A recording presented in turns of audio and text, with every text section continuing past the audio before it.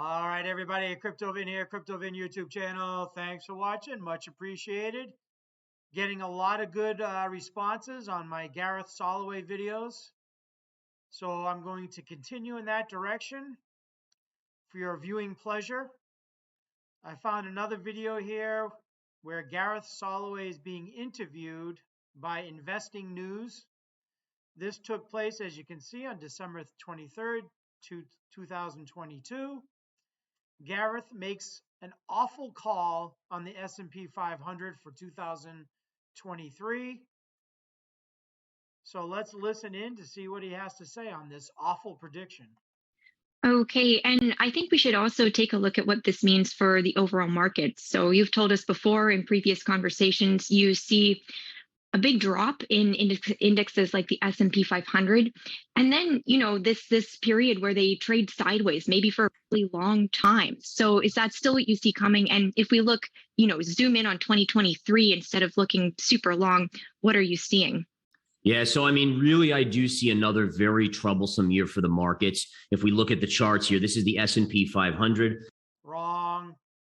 And the first thing I go to is this trend line here. If you connect this high to this high here, which is the last two, the highest pivot, the all-time high, and the secondary high, and just stretch that down, the market has had very much trouble getting through that line. And you can see that again in the near term, we're starting to break down again from that level.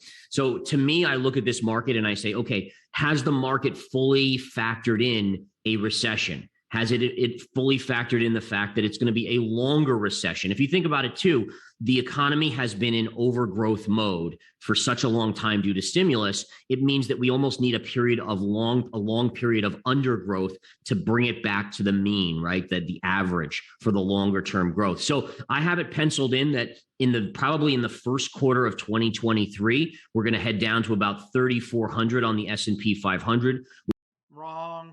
Which brings us to the pre-COVID high just before the big dip on COVID. And then I actually think that there's a longer trend line here that we can actually go back literally years. And I think this will be my target for 2023, that I do think we visit this 3,000 level on the S&P.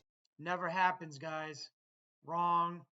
So that puts us down 20 to 25% from current levels. And I think, again, that's really where I would start to get interested, maybe potentially buying a little bit.